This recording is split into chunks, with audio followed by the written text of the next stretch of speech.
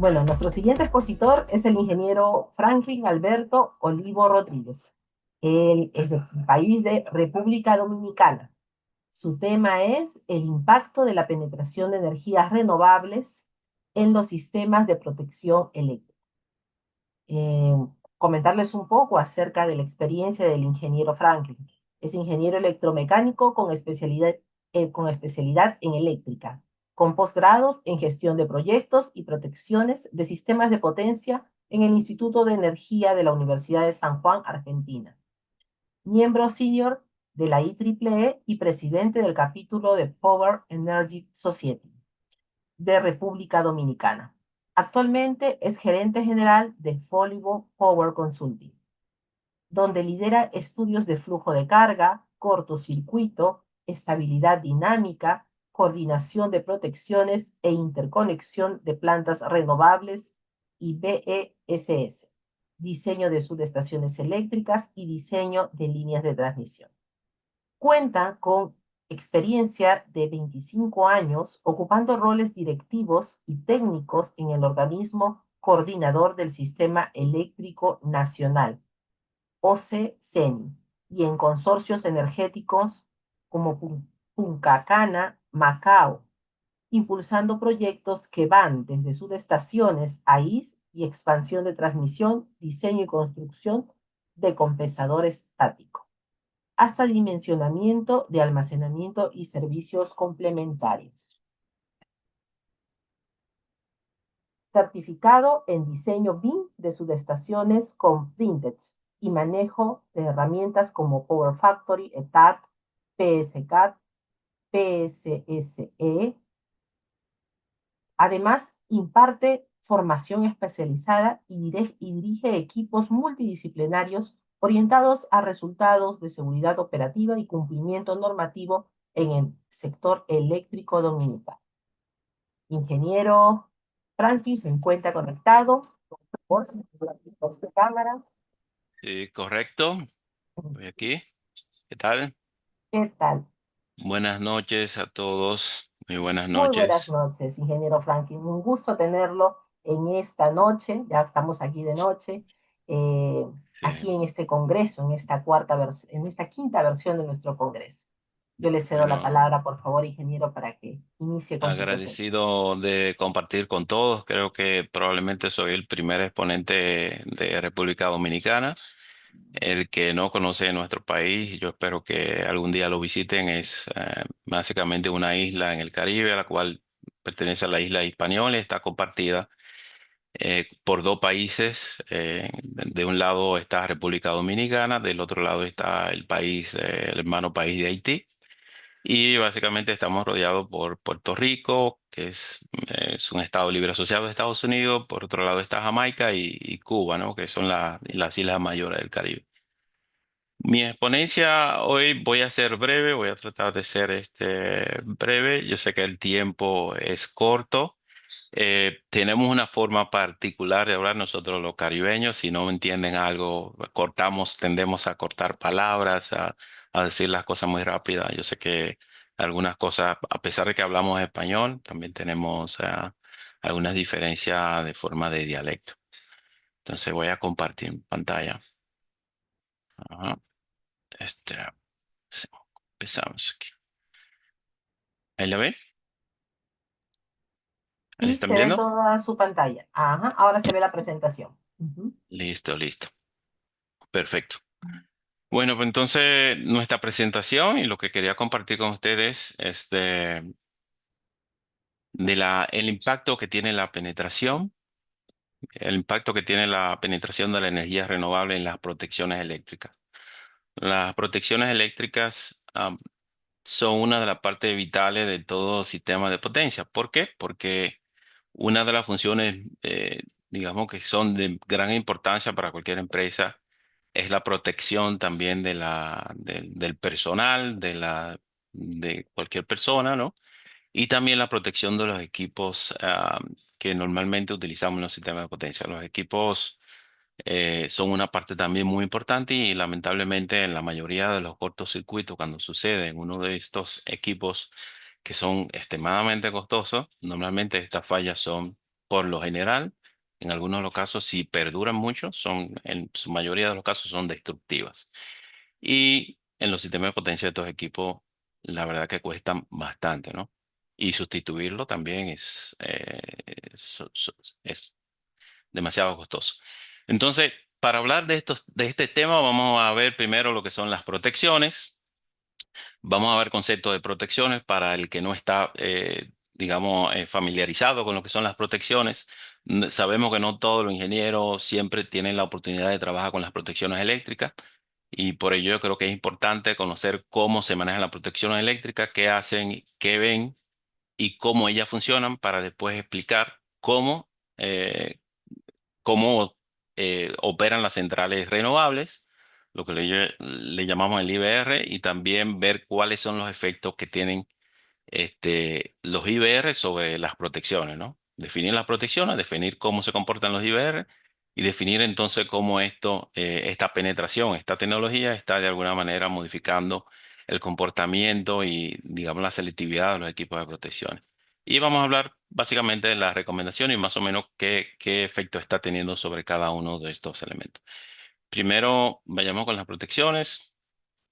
Todos los que han ido a subestaciones conocen los equipos dentro de la caseta de control, que normalmente vemos como equipos ya electrónicos, que hoy día son electrónicos, antes eran electromecánicos, que sirven para eso, para proteger los equipos, para proteger líneas, para proteger de alguna manera llamados a hacer una actuación rápida y que pueda salvar vidas y que también pueda salvar los equipos y que nos ayude también a restablecer el servicio de una manera muy rápida.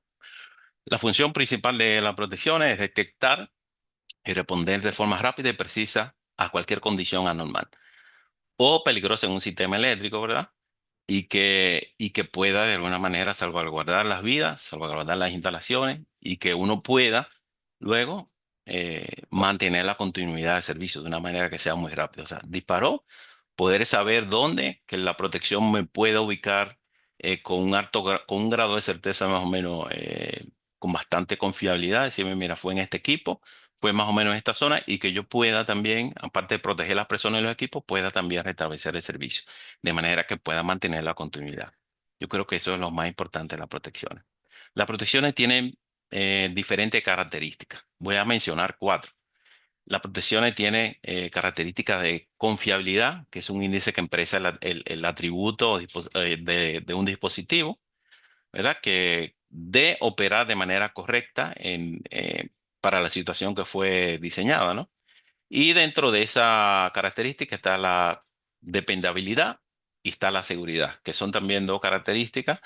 Una expresa el grado de certeza de un dispositivo a operar correctamente y la otra expresa el grado de certeza de que el dispositivo no operará incorrectamente independientemente de la condición. O sea, que sea estable bajo diferentes condiciones. Sabemos que las protecciones, que los cortocircuitos, digo, pueden variar cuando surgen, pueden evolucionar. Un cortocircuito que sea trifásico puede irse modificando o algunas veces simplemente se arqueó y inmediatamente se disipó el cortocircuito y hay equipos que pueden perder su confiabilidad cuando estas situaciones surgen. Y eso son características muy importantes que deben verse en las protecciones.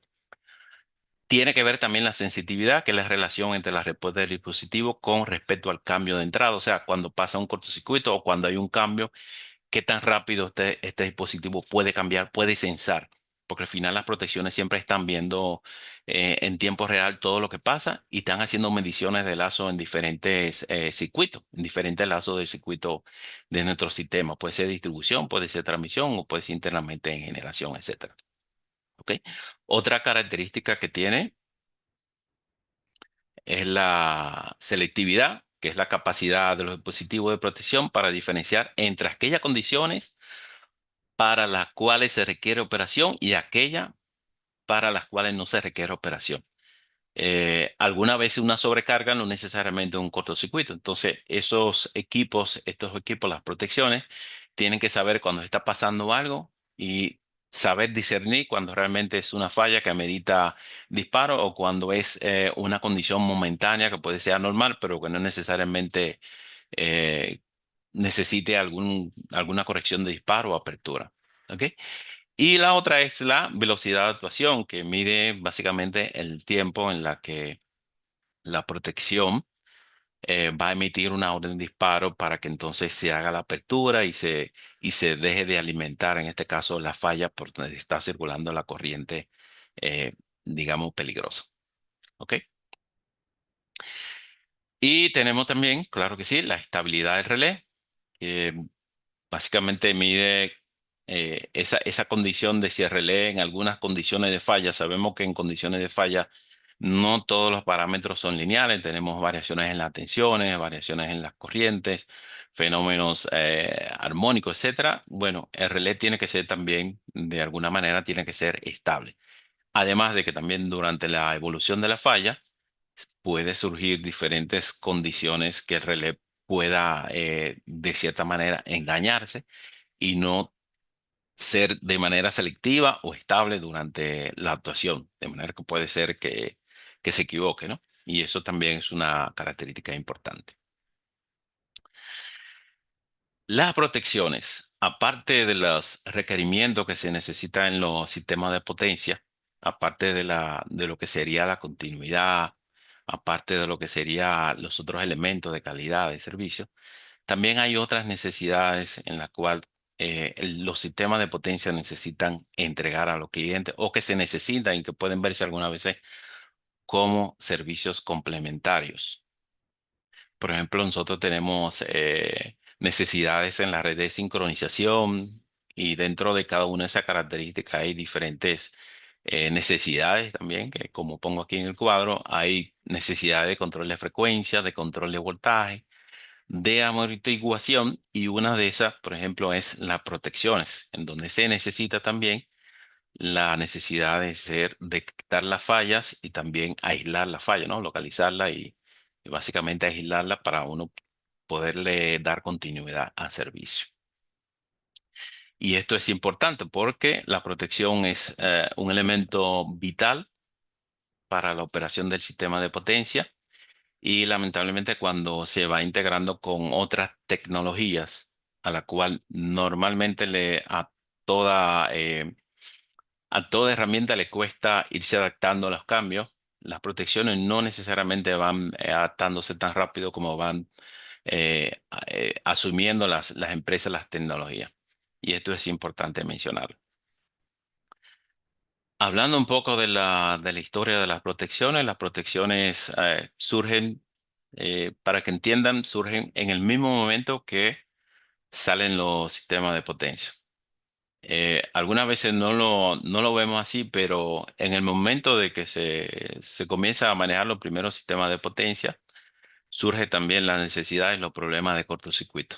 Y podemos decir que prácticamente surgieron al mismo tiempo, porque era un problema intrínseco que tienen los sistemas de potencia, en donde siempre se tenía miedo de la seguridad de los sistemas de potencia y la única manera que se pudo ver es bueno analizar ese fenómeno y ahí analizando el fenómeno de de las cortocircuitos y de la falla, entonces comenzaron a idearse obviamente los problemas de cómo poder censar esto y cómo poder aislar la falla y cómo poder hacer que un sistema de potencia sea totalmente seguro.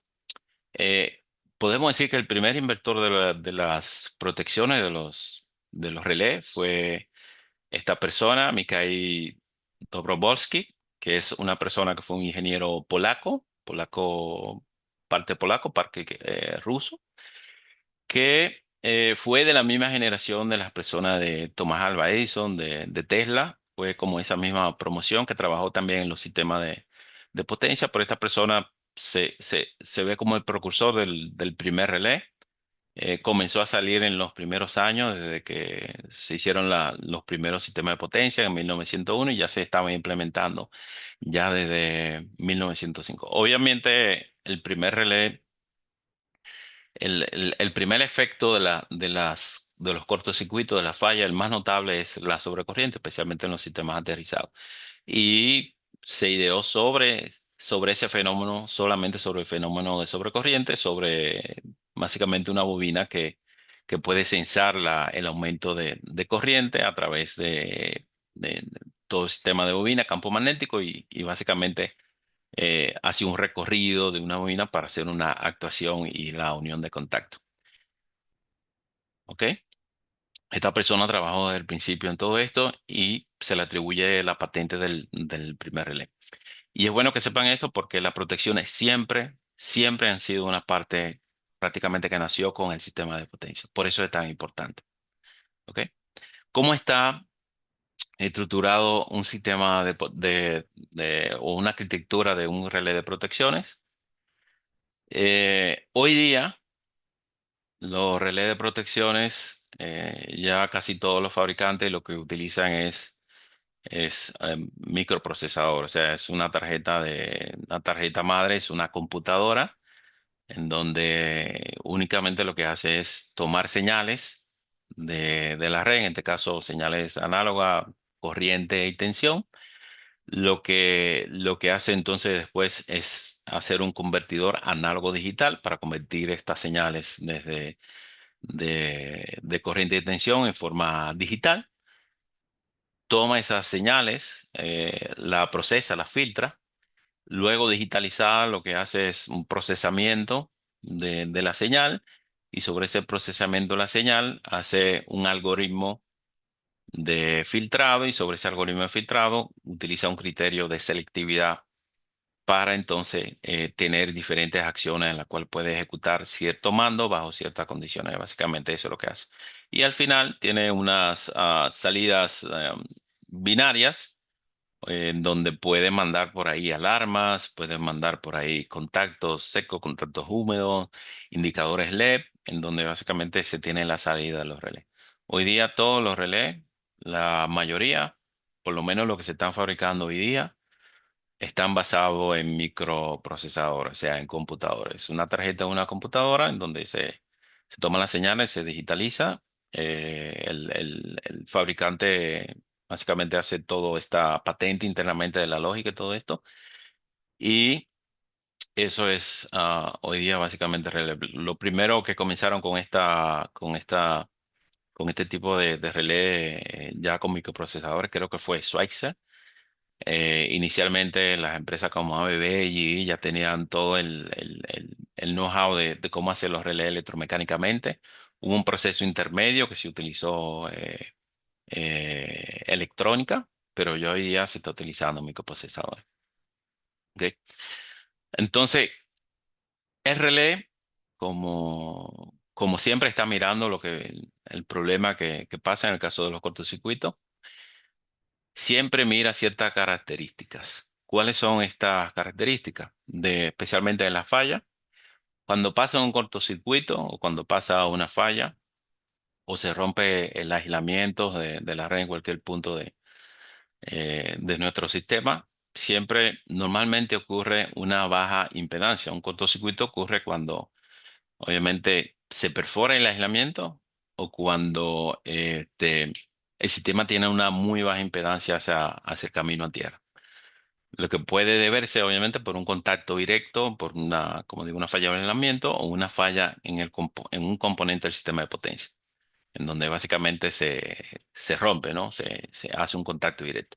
Otra característica del cortocircuito es una diferencia de potencial, lo que hace que fluye una corriente de cortocircuito y básicamente la corriente siempre está buscando el extremo, ¿no? Del potencial positivo a potencial negativo. Hay circuitos de baja resistencia, siempre surgen los circuitos de baja resistencia. Hay una baja resistencia en el circuito de cortocircuito que permite que fluya esta corriente también muy alta, sobre todo. Durante el cortocircuito siempre se cumple la característica de leyes de Kirchhoff, la que nosotros conocemos como ingenieros en nuestras universidades. Siempre la corriente tiene un retorno, siempre la corriente cuando llega a un punto, siempre va direccionado a cerrar siempre un lazo en el caso de la falla. Y una de las características también es los daños, ¿no? Y el calor que produce, obviamente por la sobrecorriente, por el aumento de electrones fluyendo hacia un lado. Y eso hace que ocurra un aumento de temperatura y ese aumento de temperatura normalmente causa daños en los aislamientos y daños que son normalmente irreversibles. Bien. ¿Cuáles son los criterios que normalmente utilizan las protecciones para detectar fallas? Como las protecciones normalmente lo que están midiendo son señales análogas de la subestación, en este caso corriente y tensión, solamente dos señales. De ellas hacer derivaciones o cálculos o estimaciones de las otras variables, estimaciones directas. Podemos decir que son eh, como ocho, ¿no? En ese está la sobrecorriente, que normalmente viene acompañado por cuando surgen los cortocircuitos, ocurre una sobrecarga que no necesariamente es una falla. La diferencia de corriente, que ocurre también por el cortocircuito. Algunas veces la corriente tiene una direccionalidad. Si hay un cortocircuito internamente de un elemento y donde la corriente se está drenando por un elemento fallido, todas las corrientes van en la dirección hacia donde está la falla, porque va drenando la corriente. Entonces se ve la diferencia de corriente en la que entra hacia un lado y sale hacia el otro, ¿no? Y si no sale. Hay sobreextensiones, y baja tensión también en los cortocircuitos, dependiendo del tipo de sistema, si es sólidamente aterrizado o si es aislado. La dirección del flujo de potencia también, que surge en el cortocircuito, que nos dice también, las protecciones lo utilizan para tener criterio de selectividad al momento de hacer apertura o hacer de cualquier condición de control. Las asimetrías que surgen durante apertura de conductores, que no necesariamente algunas veces pueden ser fallas, pero también surge también cuando hay carga desbalanceada, cuando hay circuitos que están desbalanceados. Las protecciones también utilizan para detección de falla el criterio de visualizar la impedancia, que también es modificada cuando surgen también los cortocircuitos o hay pérdida de estabilidad. Cuando hay pérdida de estabilidad sabemos que la impedancia de la red comienza a oscilar dependiendo del punto de vista donde se vea. ¿Ok? Se ve también la frecuencia, que es una variación en la frecuencia. Sabemos que es un desbalance, un déficit en la potencia activa, en este caso en el balance entre la generación y la demanda. Y cuando hay oscilaciones de frecuencia, sabemos que hay un desbalance entre ambas magnitudes. Y también si hay sobrecarga o hay sobrecorriente, no necesariamente por falla, sino por sobrecarga, puede haber un aumento de temperatura. Estas variables normalmente son las que de alguna manera u otra las protecciones están siempre mirando y censando. Porque si se dan cuenta, la mayoría de ellas son un fenómeno directo del cortocircuito. Casi todas son un fenómeno directo del cortocircuito, dependiendo, claro, de cómo se vea. Y dependiendo donde el punto se esté mirando, donde el relé esté mirando la falla, puede verlo de una manera diferente o puede verlo de otra manera. Puede verlo en una dirección o puede verlo en otra dirección. Y esas cosas son bastante importantes porque dependiendo la necesidad que tengamos, podemos seleccionar el tipo de protección que vamos a utilizar en cada caso. ¿Ok? A nivel general son esos criterios, o sea, sobre corriente, diferencia entre corriente, por dónde va la corriente, cómo entra, cómo sale, eh, sobre tensiones o bajas tensiones, si hay algún cambio en las tensiones, las tensiones se deprimen demasiado, quiere decir también que hay un problema, la dirección de los flujos y también cómo cambia la impedancia. Esos criterios a nivel general son lo que podemos decir que los relés están siempre mirando. También las protecciones, aparte de su función y de lo que está viendo, depende de otros equipos internamente dentro de la subestación para hacer una actuación que digamos un performance que sea adecuado. Los relés de protecciones dependen de las mediciones, de las señales que están midiendo, por eso dependen de los transformadores de corriente y de los transformadores de tensión. Pero aparte de eso también hay otros elementos que están internamente en la subestación, de lo cual el relé tiene que auxiliarse para, en este caso, los auxiliares de los contactos de C, si hay algún relé auxiliar, si hay comunicación, algunos relés, por ejemplo, como el diferencial, utilizan comunicación, por lo cual son dependientes algunas veces de las comunicaciones, dependiendo del esquema que se esté utilizando. Eh, Utiliza también alimentación AC y también el relé. lamentablemente no es nada si no tiene una cadena de todos estos elementos que está aquí y el más importante, obvio, es el interruptor, que es el equipo que está llamado a interrumpir la corriente en el caso de que reciba la orden de relé. Por eso es tan importante revisar todos los criterios que tiene el relé, pero también como está fundamentado sobre estos elementos, señales, alimentaciones ACDC y también sobre el interruptor, siempre es bueno probar toda la cadena cuando uno está haciendo pruebas de protección. Y esto es bueno saber. Normalmente las protecciones más utilizadas que los proteccionistas utilizamos en los sistemas de potencia son la diferencial, la protección diferencial. Ya le voy a explicar qué es cada una de esas. La protección de distancia, la sobrecorriente direccional, la de frecuencia y la de voltaje. Vamos a explicar la que son normalmente utilizadas en los sistemas de potencia. Y dependiendo en el sistema donde uno está utilizando, en qué etapa del sistema de transmisión o de distribución o en la red en general, dependiendo dónde uno está utilizándola, entonces puede ser más, digamos, abocado a utilizar una que otra. Por ejemplo, en los sistemas de distribución, se utiliza mucho los sistemas de sobre las protecciones sobre corriente, las protecciones de sobrecorriente direccional, la sobrecorriente de neutro, etcétera, etcétera. Y siempre utilizamos que son protecciones principales, protecciones secundarias, siempre para darle respaldo a las protecciones. Mientras que en los sistemas de transmisión, por lo menos aquí en mi país y también mucho en Estados Unidos, se utiliza mucho la protección de distancia como protección principal, la protección diferencial también como protección principal, porque son bastante selectivas, son difíciles de engañar, especialmente la diferencial, y se utiliza mucho como respaldo las protecciones de sobrecorriente y la direccional. En los sistemas de generación se utiliza a nivel general la protección diferencial y en los transformadores también, porque son protecciones también bastante precisas, con un grado de certeza muy bueno y difícil de engañar también cuando pasan los fallos. Y se utilizan otras protecciones en los transformadores, ya que los transformadores son elementos que son fronteras de un lado hacia el otro, entonces es bueno saber la direccionalidad de los flujos de potencia, hacia dónde van, cómo están surgiendo las fallas para poder entonces tener un criterio de apertura adecuado. Y eso es lo que normalmente se utiliza tanto en Estados Unidos, y eso he revisado un poco con la norma de la IEEE y también de la IEC, y revisado también con la norma de la SIGRE también. Eso es lo que normalmente en los sistemas de potencia acostumbramos a utilizar.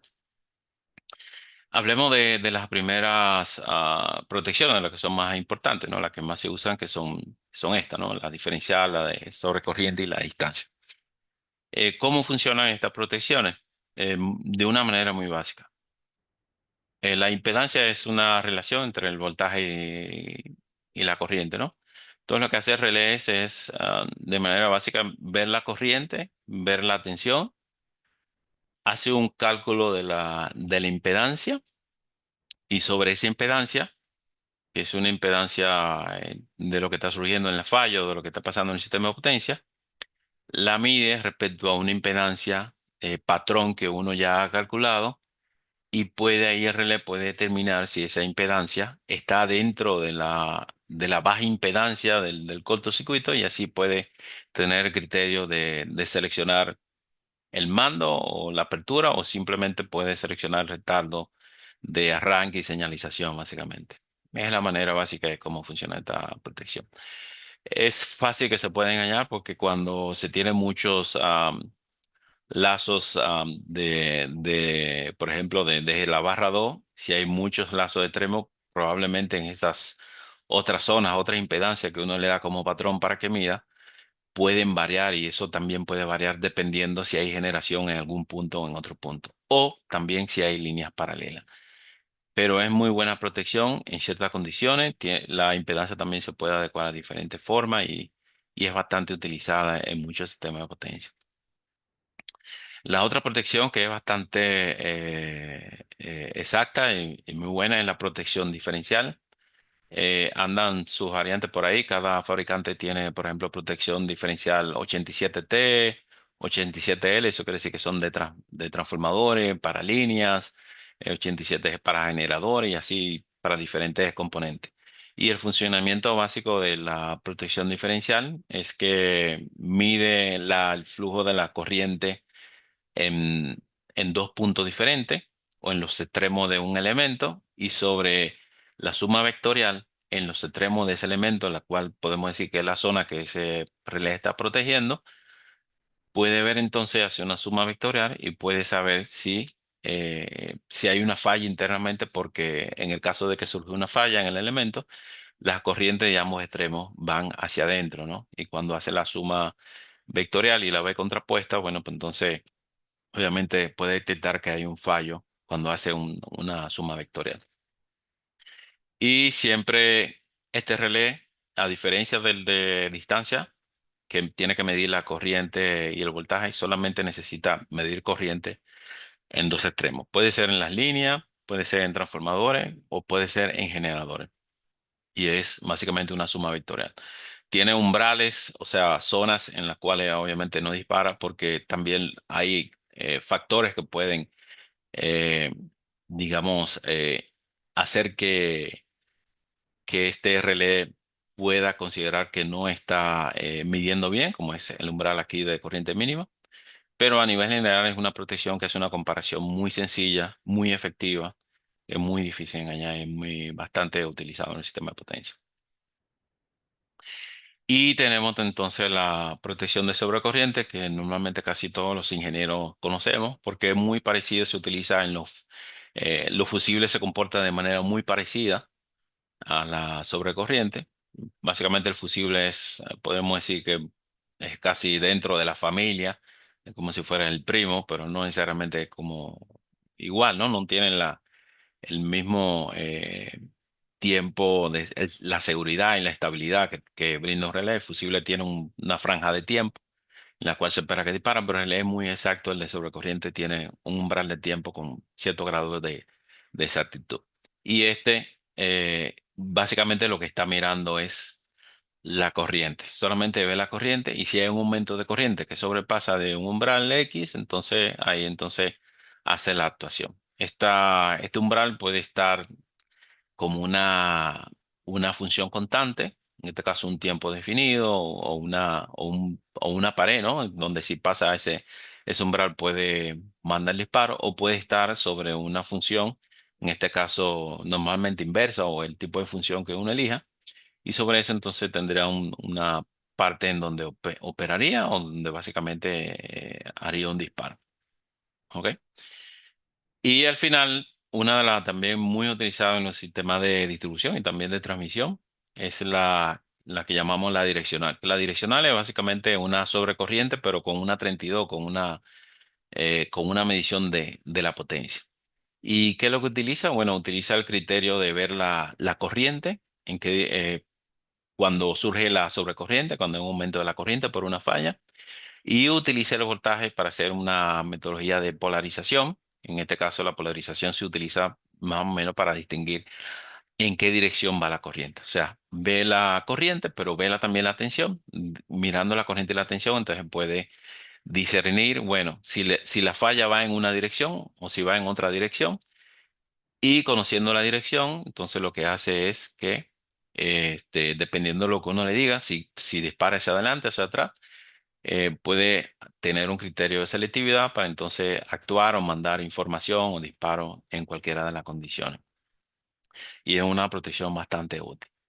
Y bueno, esas son las protecciones que normalmente uno utiliza en los sistemas de potencia y estas protecciones, al momento de que se ha ido cambiando de tecnología, como estas protecciones ciertamente casi fueron todas diseñadas para los sistemas convencionales, fueron totalmente ajustadas, el performance con el tiempo fue mejorando, mejorando, pero todo sobre el criterio de tecnologías convencionales, de los generadores que conocemos hoy día con los cuales nosotros estudiamos. Al llegar nuevas tecnologías, entonces ya la cosa ha ido cambiando.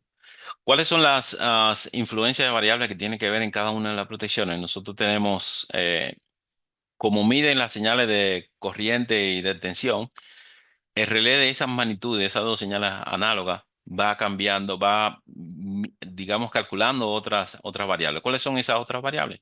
Bueno, mide corriente de secuencia positiva, voltaje de secuencia positiva, la impedancia de secuencia positiva. Ahí ustedes pueden ver cómo cada una de esas señales es utilizada por cada uno de los relés. Y calcula, por ejemplo, corriente de secuencia negativa, voltaje de secuencia negativa. O sea, calcula las señales análogas y de ahí entonces toma esas señales para hacer la descomposición vectorial y hacer los cálculos de las otras magnitudes de secuencia. Y sobre eso entonces puede ir también ajustándose. Y como ustedes verán más adelante, cada una de estas señales puede verse afectadas mientras más penetración de centrales que utilizan inversores y de la tecnología que hoy día son renovables, sobre la cual se está incrementando en cada uno de nuestros países. Entonces, estas señales han ido variando.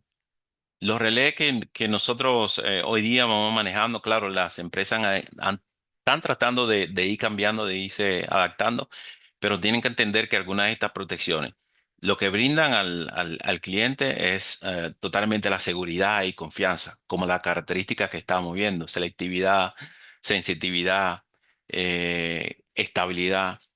Y llegar a un grado de esta característica que sea realmente confiable para los sistemas de potencia, eso se madura, lleva un tiempo. Cada uno de los fabricantes ABB allí, General Electric, duraron un tiempo madurando esa tecnología, cambiando, haciendo las protecciones mucho más selectivas, adaptando todo eso a los nuevos, a todos los retos que iban los sistemas de potencia, pero siempre generalmente fundamentado sobre los generadores convencionales. Y claro, irlo cambiando, las empresas lo están haciendo, pero lleva un tiempo para que esa protección llegue a tener el performance que hoy día han logrado con los años que han tenido esta tecnología. Y sobre eso es básicamente lo que vamos a hablar, ¿no? De cómo eso ha ido cambiando y cómo va afectando las protecciones que hoy día tenemos. Sabemos también que los recursos son limitados en los sistemas de potencia. No podemos decir, bueno, como ya hay más centrales renovables, vamos a cambiar en todas las subestaciones, vamos a cambiar todas las protecciones. Eso sabemos que es prácticamente muy difícil. Sí podemos ajustarlas, pero sabemos que si las ajustamos también, como esas protecciones que están ahí instaladas, algunas tienen 10, 15 años, fueron hechas, diseñadas con un criterio de performance diferente, probablemente no vamos a poder ajustarla igual porque ya nuestro sistema tiene otra fuente de corriente que es totalmente diferente. Y ahora vamos a ver esa parte. Entonces, en las centrales renovables, sabemos todo que, bueno, a nivel mundial se están penetrando en todos los sistemas de potencia por muchas características que son obviamente beneficiosas para cada uno de los países, para el medio ambiente. Son totalmente, impacta de manera positiva en el costo, en la reducción de costo, en la independencia energética de diferentes países. Cada país, no todos los países lamentablemente producen petróleo. Algunos tienen más recursos que otros y bueno, estas tecnologías por el costo que tienen son mucho más baratas y de manera más sostenible, más desarrollable y han ido penetrando de manera acelerada. Aquí en República Dominicana se han acelerado bastante, se han acelerado de manera muy rápida y además tienen una facilidad de instalación de verdad asombroso, ¿no? Lo que le tomaría a una central hidroeléctrica desarrollarse en lo que hace el plan, ingeniería, construcción, terminación y puesta en marcha, un parque fotovoltaico de la misma capacidad se instala, ¿no? Igual con otra central térmica, una termonuclear o una central, una turbina a vapor, dura mucho más tiempo que este tipo de tecnología. Y eso va igual con las centrales fotovoltaicas y con las centrales eólicas. Y sabemos también que hoy día nadie nos va a contar eso de que esto va en incremento y que eso va a ser en cada uno, en la mayoría de los países, dependiendo de la política que tenga, va a ser que se vaya asumiendo mucho más, mucho más. La tendencia sabemos que es a que una gran parte de esa energía se produzca con energías renovables. Como ustedes están viendo, estos son gráficos de Bloomberg, de Energy Finance, de todo lo que tendría que ver las proyecciones de energía a, a futuro hasta el 2050. Y si hablamos ya de lo que serían las centrales renovables o los IBR, que son básicamente las centrales que están hechas con electrónica de potencia, podemos dividir en dos grupos. El primer grupo básicamente incluye fuentes de generación basada en máquinas rotativas. Vemos que hay un grupo de las hidroeléctricas, y el segundo grupo, que incluye fuentes de generación mediante equipo de electrónica de potencia, que son básicamente estos los IBRs, y que funcionan según los principios de conmutación de la electrónica de potencia, o sea, de inversores.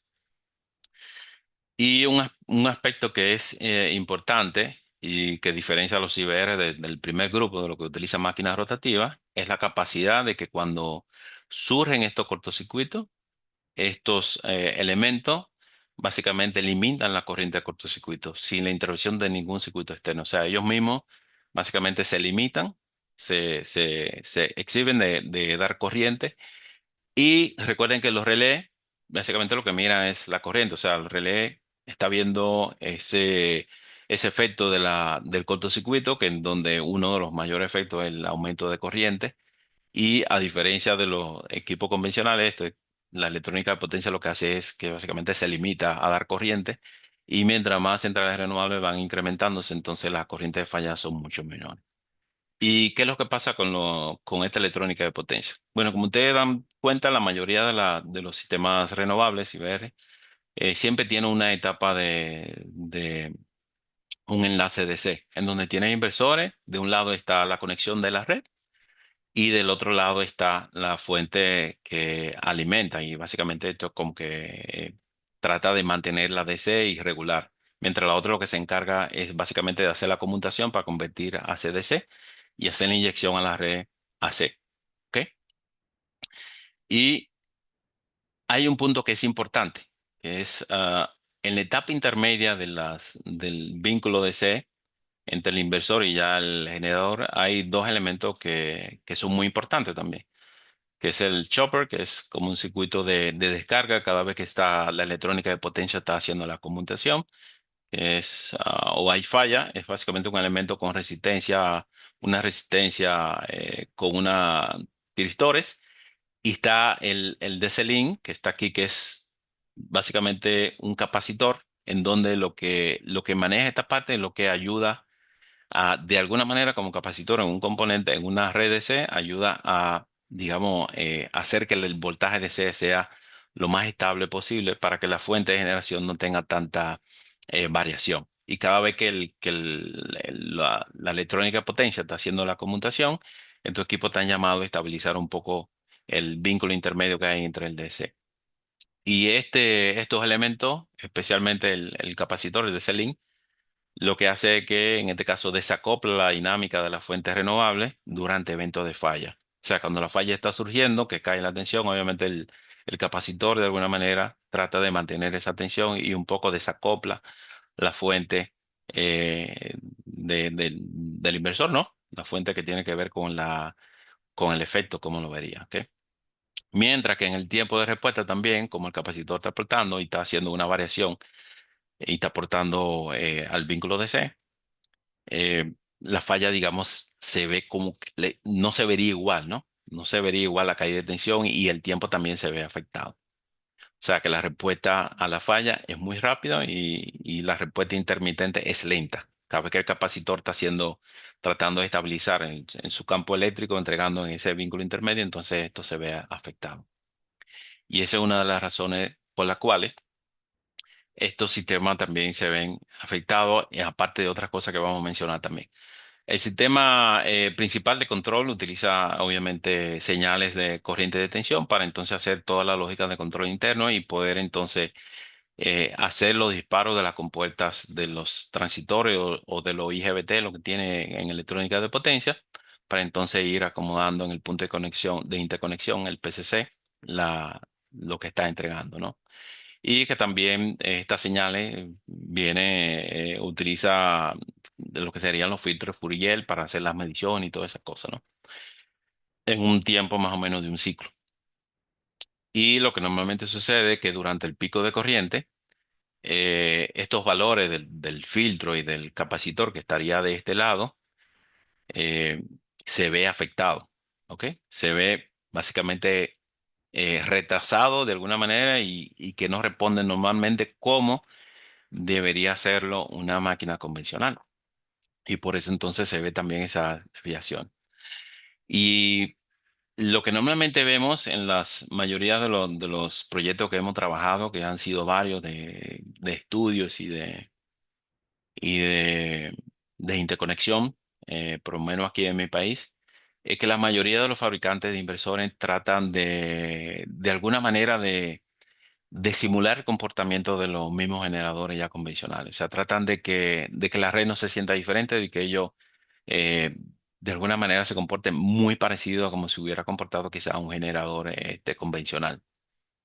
Pero esto no es posible por la misma electrónica de potencia, a pesar de que son muy rápidos, la electrónica de potencia es muy veloz, pero no tienen los mismos efectos y tratan de más o menos de comportarse igual. Y una de las cosas también es que también entonces las corrientes nunca llega a lo que normalmente entrega un generador convencional en caso de una falla sobre corriente. Sabemos que los generadores convencionales tienen una inercia ahí guardada, que esa inercia básicamente cuando ocurre la falla se convierte en corriente de falla, porque el generador se aboca, se descarga, ¿no? Y esa corriente va ahí guardada y puede alcanzar quizá 4 o 5 veces la corriente del elemento convencional, pero en este caso de electrónica de potencia normalmente llega a 1.1, casi varios fabricantes de lo que hemos interactuado, normalmente llega a 1.1, 1.2. Y si uno pide que sea algún tipo de inversor con ciertas condiciones especiales, puede llegar hasta 1.5. Pero siempre los fabricantes priorizan la electrónica de potencia, que en este caso los tiritores, para que no sufran daño, porque obviamente si se dañan no se tendría que cambiar ya entonces todo el sistema. Y entonces también el sistema de control con el DC-Link, el acople intermedio magnético y las variaciones que tiene, entonces también dura un tiempo para entonces poder actuar, para poder censar. Y entonces con eso y la limitación de corriente se ve realmente muy diferente a lo que sería. Y esos son los efectos que realmente el sistema de protección comienza a ver, especialmente cuando hay muchas centrales renovables en ciertas horas.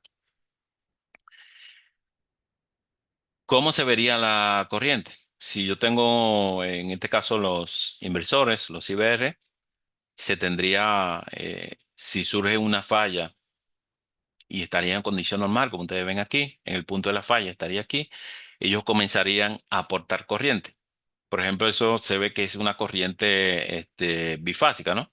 En donde la corriente, en este caso la corriente sana, sería la azul, la fase C, y las otras dos corrientes que aumentaron, que debió haberse un aumento significativo, fueron la fase A y la fase A y la B. Y si distinguen bien, no hay un aumento tan grande que podríamos decir, bueno, esto aumentó 2 o 3 o 4 veces más de lo que se pensaba. Simplemente se ve un aumento muy pequeño de la corriente. Y eso es lo que normalmente está pasando en los sistemas en donde hay una penetración muy alta de centrales renovables. ¿Ok?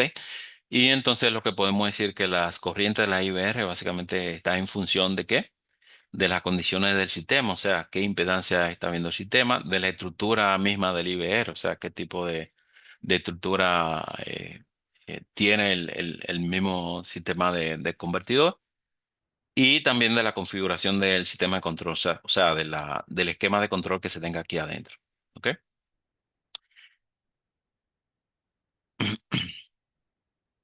Entonces, ¿qué respuesta están dando los IBR? Los, eh, digamos que durante la falla, los inversores suelen tener un bloque de saturación que cuando ocurre el cortocircuito limita la corriente de los dispositivos electrónicos de potencia. Este bloque suele ajustarse con valores entre 1.1 y 1.3 y que puede llegar hasta 1.5. Hay algunos fabricantes que lo pueden entregar que da más o menos 1.5 de por unidad de la capacidad de corriente que normalmente estaría dando del equipo. Y que también en otras configuraciones de centrales renovables, en caso de los molinos, que sabemos que tienen por lo menos 4 tipos según la norma IEC, hay 2 de esos tipos que son totalmente diferentes. El modo 4, que es el full converter, que es el molino tipo 4 de la IEC, se comporta totalmente diferente del doblemente alimentado, que es el que normalmente se está utilizando casi en la mayoría de los países, que utiliza Vesta, que utiliza Gamesa, que utiliza Goldwing, en diferentes, muchos de los fabricantes que hay a nivel mundial, ¿no? Y también el tipo uno y el tipo 2 también, que son totalmente diferentes. O sea, cada uno de los molinos también tienen comportamiento diferente. Y esto hace que también sea muy difícil al momento de uno hacer el ajuste de la protección. ¿Ok? Si vemos un sistema convencional, cuando ocurre una falla, lo que ocurre es, como ustedes ven, una corriente en la red que se nota, ¿no? Que es de por mucho puede ser 4 o 5 veces lo que normalmente venía pasando en una condición normal.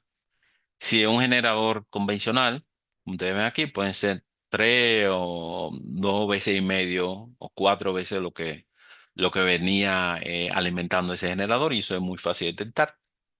Un motor asíncrono, como ustedes ven aquí, un generador asíncrono puede verse de esa manera. Pero sin embargo, cuando uno ve los IBR y ve que el comportamiento de la falla, ve que realmente no aporta corriente, no hay un aporte significativo a la corriente. Es como si el generador, o en este caso el IBR, simplemente aumentara un poco más, nosotros decimos aquí en Dominicana, un pelín más la corriente, y sigue de manera normal, como si nada hubiera pasado aportando corriente, pasando el hueco de tensión y todo eso. ¿Ok? Sabemos también que normalmente los generadores se comportan de una manera con la impedancia, ¿no? Están más o menos desfasadas, mientras que el IBR, por la electrónica de potencia y por la lógica, siempre está oscilando, porque la lógica que tienen la mayoría de los fabricantes tienden es a tratar de comportarse como generador y de cuadrar sus ángulos de sincronismo con el sistema en el momento que está surgiendo la falla, y eso hace que se vean como oscilaciones, que si estuvieran oscilando, ¿no? Sabemos también que la resistencia de falla puede ir variando inmediatamente como va surgiendo el cortocircuito, y eso hace que los IBR también sean muy difíciles para las protecciones. Si hay muchas y están variando y están oscilando, entonces hace que el relé de alguna manera sea engañado o falsea al momento de hacer la actuación, o, mejor dicho, no tenga la estabilidad que se espera y para la cual fue creada en las condiciones de generadores convencionales. El sistema de control de inversores provoca también todo este problema, y el desplazamiento también de fase de equilibrio. Los IBR también dependen en gran medida de la estrategia de control. O sea, cada fabricante tiene una estrategia totalmente diferente. Si uno le pregunta a uno y le va preguntando a otro, y eso aplica también para los sistemas de banco de baterías, cada uno elige una lógica de control que más le convenga en base a la estructura a la cual ellos se han abocado en el diseño. Otro de los grandes problemas que tienen los IBR también es que, por ejemplo, por la estructura de los mismos inversores, no suministran corriente de secuencia cero. Porque como tienen convertidores a C-DC, y como viene de la parte de C a convertir, normalmente no tienen esa conexión a tierra que normalmente tiene un generador convencional, ¿no? Y que aporta corriente a tierra. Por ende, no tiene ese aporte de corriente cero. Prácticamente se ve como si fuera cero. Y la corriente de secuencia negativa, como el mismo sistema de control del inversor trata todo el tiempo de buscar ese ángulo, el mejor ángulo de la interconexión, entonces siempre tiende a estar, por decirlo así, equilibrado, y no se ve como si fuera una corriente de secuencia negativa. Por eso también los funciones de protección que utilizan secuencia negativa no ven ningún tipo de corriente de secuencia negativa, y se ven también de alguna manera desplazados o engañados en este caso. Y en la mayoría de los interfaces, los IBR o los inversores solamente están inyectando corriente de secuencia positiva en diferentes condiciones de la falla. Entonces, ¿cómo afectaría todo esto? Por un lado, los sistemas de control de los IBR, eh, por su amplitud en la corriente, que tiene una limitación en la corriente, o sea, controla todo lo que es la corriente de inyección, limita la amplitud de corriente de falla afectada por cuando pasa cualquier fallo. Y tiene también, el sistema de control tiene un control en la corriente de ángulo de fase. Por lo tanto, esa corriente se ve como si fuera, digamos, media distorsionada. No es algo que normalmente se vería en un generador convencional. y tiene una pequeña cantidad de secuencia negativa, obviamente porque no está conectado al inversor, no tiene ese contacto directo a tierra, sino que siempre está viendo como esa conversión y es muy poca porque siempre está equilibrado y prácticamente no hay ninguna presencia de cantidad de secuencia negativa y cero. ¿Ok? Entonces, si lo vemos de ese punto de vista, la protección ante la electrónica de potencia, ¿qué es lo que vería? Primero, vería las señales de corriente y de tensión, presentan magnitud transitoria limitada, acompañada de una elevada distorsión armónica, porque también la electrónica de potencia en algún punto, si es verdad que está controlada, también introduce algunos armónicos por la conversión análogo de ACDC, que diga, y metes algunos armónicos dependiendo del tipo de tiritoria que esté utilizando. Los sistemas de baja inercia también, como tienen muy baja inercia, hay mucha oscilación, los modelos IBR complejos y las interacciones entre los controladores de máquinas sincrónicas y los controladores de inversores han cambiado también la dinámica de los sistemas de potencia.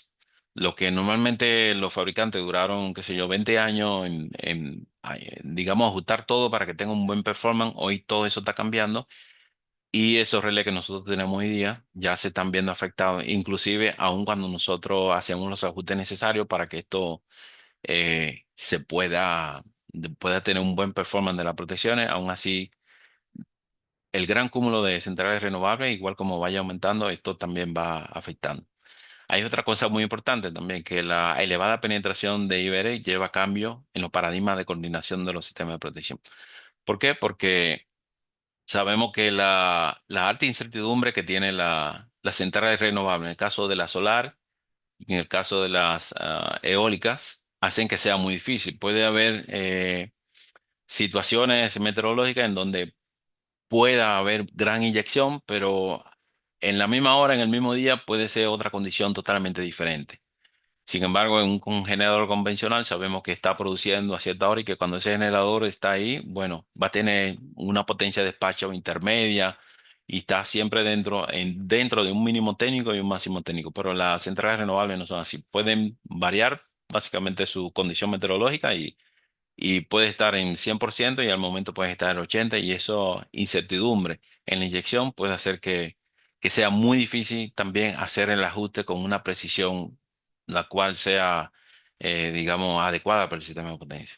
O sea, como hay tanta variabilidad en la inyección, es muy difícil tener un ajuste que realmente se adecúe de manera 100% fiable al sistema de potencia.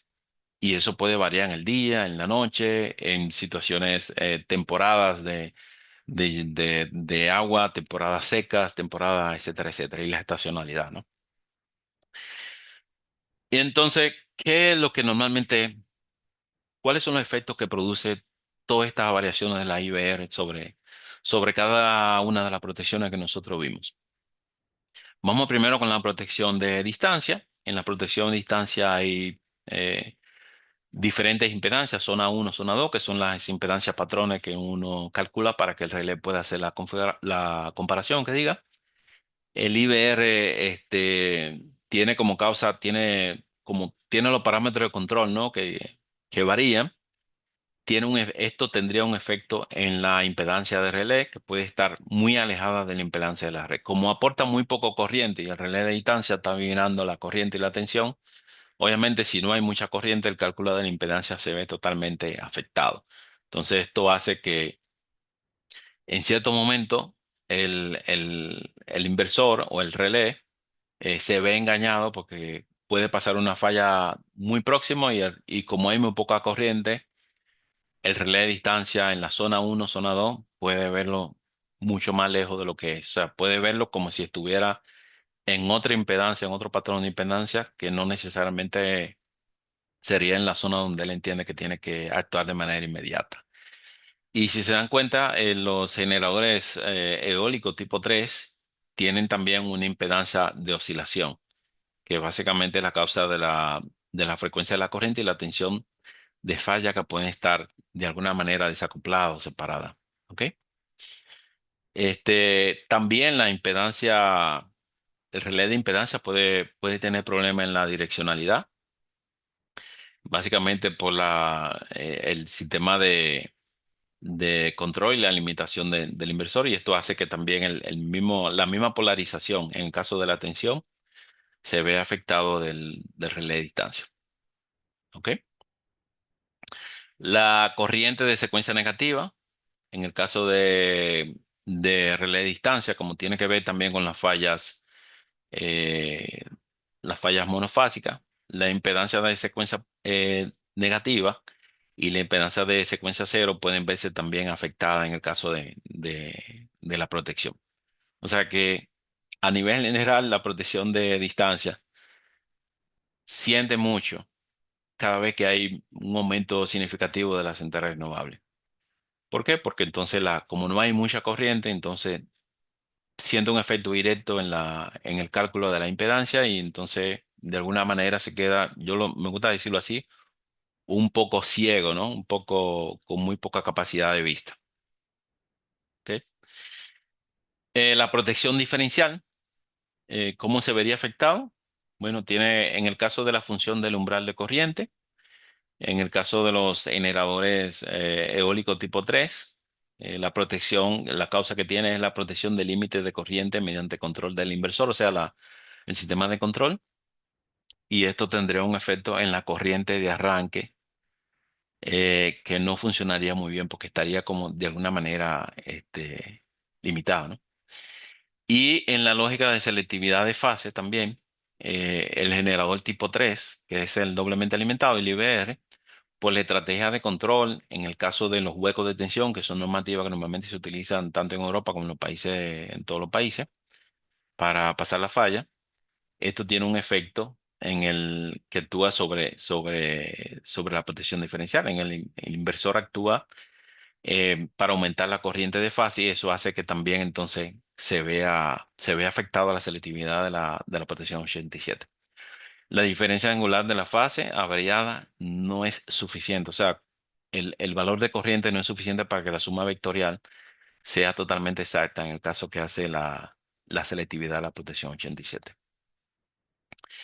Y eh, ajá, ya como último, ya para ver esta parte, la protección también que sería la de direccionalidad, la 32 y la de secuencia negativa, como estas protecciones no están realmente aportando, esta selectividad de estas protecciones de secuencia negativa se ven también totalmente desplazadas, se ven, y vuelvo a utilizar el término, se ven un poco ciegas porque como estos IBR a nivel general nos están entregando esas corrientes, nos dan muy poca corriente de secuencia cero o casi ninguna y de secuencia negativa no están prácticamente entregando nada, entonces la direccionalidad y la de secuencia negativa se ven muy, pero muy dañadas y básicamente pierden bastante de su selectividad.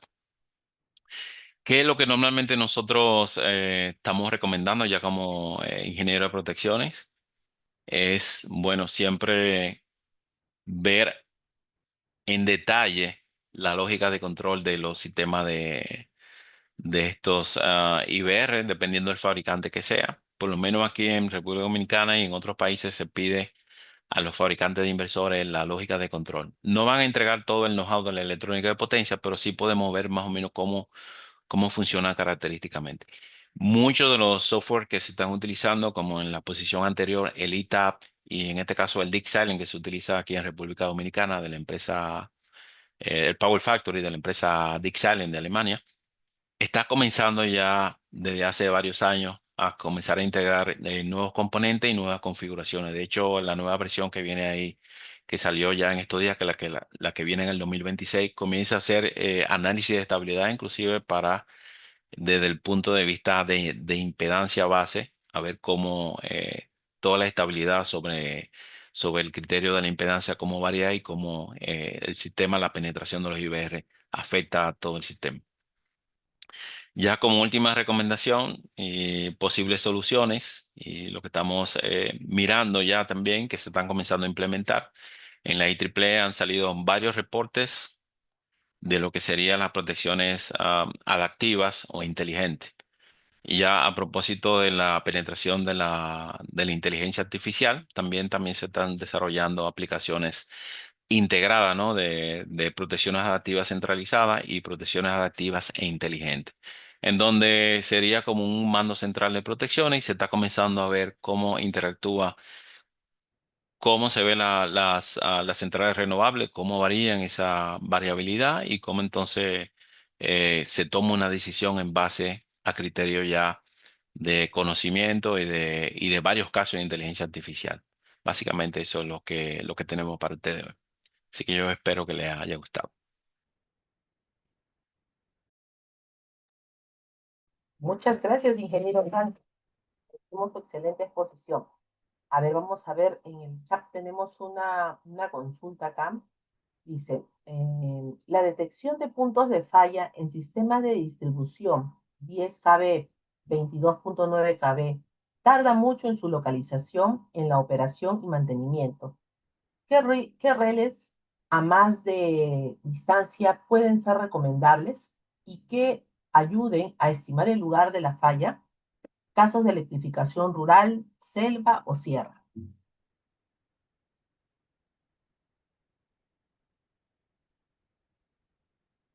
Aló, ingeniero Franklin, ¿llegó a escuchar Sí, la sí. pregunta? Discúlpeme, tenía el micrófono en mudo. En No los se sistemas preocupe. en los sistemas de distribución siempre se tienen muchos ramales, ¿no? Muchas derivaciones. Y eso hace que sea muy difícil tener criterio de selectividad desde un troncal, ¿no? Sí sabemos la direccionalidad y el circuito en general, pero normalmente, dependiendo cómo esté, si está, por ejemplo, enmallado, ¿no? O si está en un lazo, en un circuito, se utiliza sobrecorriente con direccionalidad, en donde uno puede tener reconectador en diferentes sitios para hacer el aislamiento de la zona de interés. Es muy también recomendable en los circuitos de distribución utilizar señalizadores, especialmente cuando hay un troncal que tiene muchas derivaciones y no tiene reconectadores. Eso puede ayudar a localizar la falla exactamente hacia dónde fue la dirección de la falla para que las brigadas en el utility de distribución puedan dirigirse directamente a la falla con el menor tiempo posible, pero lo ideal siempre es en un circuito de distribución tener corriente en el troncal o direccionalidad, ¿no? Si tiene un loop y tener reconectador en diferentes sitios de manera que uno pueda, bueno, aislar los puntos donde está el loop y pueda restablecer el punto más rápido y después buscar lo más rápido posible donde fue la falla. Yo creo que eso sería lo más ideal hasta ahora, la mejor práctica sería eso.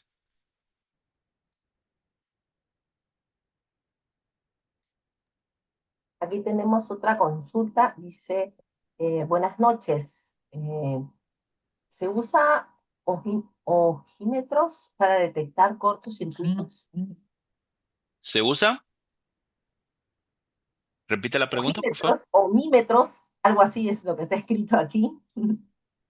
Omnímetros. Omnímetros debe ser, ¿no? Sí, porque hay una H intermedia. Omnímetros. Sí, debe ser. ¿Para Eh, detectar cortocircuitos? Ohmio. Bueno, la de distancia, si es ohmio, sí, la distancia utiliza precisamente eso, impedancia, son ohmio, ¿ok? Ujú. Hay diferentes, o sea, cada fabricante, dependiendo de la utilidad que necesite, puede utilizar diferentes criterios. Por ejemplo, un criterio bastante curioso que no necesariamente utiliza señal analógica para detectar una falla es la protección de arc flash. La arc flash es el arco eléctrico que puede surgir dentro de una cabina, una celda de media tensión. En este caso, la luz, el arco de luz, como la luz viaja más rápido que el procesamiento de la señal analógica y toda esta cosa, el arc flash es mucho más rápido, un método muy efectivo, obviamente, para una falla que está prácticamente dentro del equipo del relé y puede aislar mucho más rápido que lo que el microprocesador puede utilizar para hacer cualquier otra cosa. Simplemente con un haz de luz puede detectar y ahí no está utilizando ninguna magnitud, es básicamente un sensor de luz que activa la protección, inmediatamente hace el disparo y utiliza todo eso. ¿Sí? Perfecto. Tenemos otra consulta de Giovanni Valero. Para el caso de protección de transformadores, ¿es suficiente la protección diferencial? No necesariamente. Siempre, por ejemplo, dependiendo del equipo que uno esté protegiendo, en el caso del transformador, que es un equipo muy importante, la selección de la importancia que tenga ese elemento. En este caso, si es un transformador que es un generador, utilizamos diferentes tipos de protección, no solamente uno.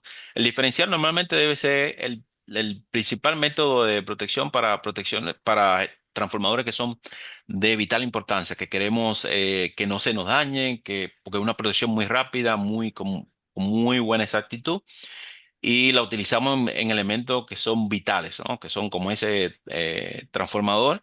Y siempre utilizamos también una protección de respaldo. En este caso puede ser una sobrecorriente, puede ser una, normalmente sobrecorriente. Ahora, hay protecciones de un transformador, por ejemplo, que no necesariamente amerita la diferencial.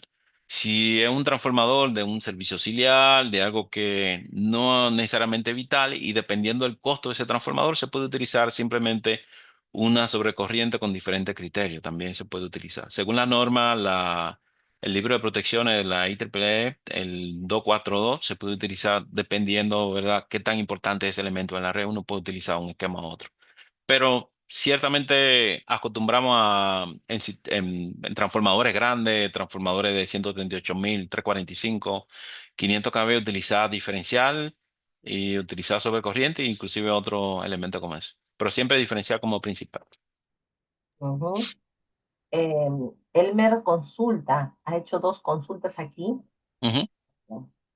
Una de ellas es, en los sistemas de distribución por inserción de GD, ¿se puede dar el caso de cambio del sentido de flujo Claro y que la sí. variación de los valores de corriente y cortocircuito? ¿Qué solución se puede dar? Sí, claro que sí. Ese es uno de los efectos de la generación distribuida y de la alta penetración de generación distribuida en los circuitos de distribución. Aquí lo que se debe utilizar en ese caso es una protección de potencia inversa, la 32. Lo que no queremos es que esa corriente venga en una dirección contraria, porque si hay mucha generación distribuida, el relé que está en el troncal nunca va a haber un aumento significativo de corriente. Lo que puede haber es una sobrecarga y posiblemente actúe en un tiempo no normal, ¿no? En tiempo de sobrecarga. Y eso es lo que no queremos. Entonces, una de las soluciones es o utilizar algún esquema de comunicación ahí, pero lo ideal sería una protección de potencia inversa, en donde cuando surge el aporte de corriente, él pueda, digamos, aislar ese generador de que no inyecte una gran cantidad de potencia y que entonces se pueda cambiar la dirección del flujo o el relé que está en el troncal pueda distinguir que hay una falla realmente en cierta dirección. Hay también sistema de control que se le puede mandar señal a la, a los inversores, en este caso que necesita comunicación, de manera como dice aquí la IEEE, una forma de protección adaptiva, en donde si el circuito no es muy grande y se le esa planta o esos inversores pueden recibir señales, de alguna manera se puede lograr una comunicación para eso. Esa es la nueva tendencia, lo que se está tratando de hacer con la IEEE. Ujú. Ujú. Perfecto. Tenemos otra consulta, dice, sobre la corriente de cortocircuito, si el nivel de GD es muy alto, ¿cómo estos pueden influir en la protección de cortocircuito en las instalaciones de media y baja existentes? O muy fácil, como esa corriente ya no solamente se alimentaría del troncal, y esos relés solamente están viendo en una dirección hacia dónde podría pasar la falla. Cada vez que ocurre una falla, la corriente se alimenta de los fuentes de alimentación. Las fuentes de alimentación de corriente son los generadores. Puede ser convencional o puede ser IBR. Si una parte viene del generador del IBR y otra parte viene del troncal, obviamente el relé que está en el troncal va a haber menos corriente cada vez que hay más generadores distribuidos en diferentes puntos de la red. Y eso es lo que quizás no se puede llegar a poner en cierto punto. Hay que tener un control de eso. De hecho, uno de los análisis que se están haciendo en muchas de las redes y que están también utilizando los sistemas de modelamiento de redes digitales y de modelo digital de redes es el análisis del hosting capacity, en donde uno de los factores que se ve es el aumento del voltaje, el aumento de la corriente, pero también se ven ¿Cómo afecta eso las protecciones? Por eso mismo, por la selectividad, porque ya no vería la misma cantidad de corriente. Y también cómo afecta también los armónicos, todo eso. O sea, se tiene que ver esos cuatro factores cuando uno hace el dimensionamiento de la red, a ver cuánto aguanta de generación distribuida, que sería housing capacity. Y si el housing capacity siempre se hace sobre esos valores, sobre el control de la tensión, el flujo de la corriente, que no sea inverso, ¿no? Que esté totalmente invertido, en la coordinación de las protecciones, porque va a afectar directamente el performance de la seguridad, la continuidad del servicio, y también el tema de los armónicos, que va directamente a la calidad del consumo de energético, ¿no? Me gustaría darle las gracias por esta ponencia, ha estado muy interesante, es un tema muy, muy, muy interesante y agradecería por favor compartir el certificado. No sé, ingeniero Franklin, si podría por favor encender su cámara para tomarle una foto así, con la entrega del certificado. Sí. Si fuera tan amable, muchas gracias. Bien. Eh, Certificado otorgado a ingeniero Franklin A. Olivo Rodríguez por su destacada participación como ponente en el quinto Congreso Internacional Virtual, innovando la ingeniería en líneas de transmisión y redes eléctricas de distribución, presentando su valiosa exposición y contribuyendo al intercambio de conocimientos y experiencias profesionales en el ámbito de la ingeniería eléctrica. Muchísimas gracias, ingeniero Franklin. Un Mm, fuerte mm, aplauso para el ingeniero, por favor. Gracias. Gracias a Sí. ustedes por la oportunidad de poder compartir. La verdad que muy agradecido de poder compartir esta experiencia quizá que uno tiene con los otros profesionales y espero que les sea de utilidad. Eh, Siempre tratamos de ir aprendiendo cosas. Esto es algo que realmente la penetración y el cambio de tecnología que estamos sufriendo hoy día va en aumento y tenemos que aprender en la marcha, porque la mayoría de las cosas que estamos viendo son nuevas, ¿no? Estamos aprendiendo sobre la marcha.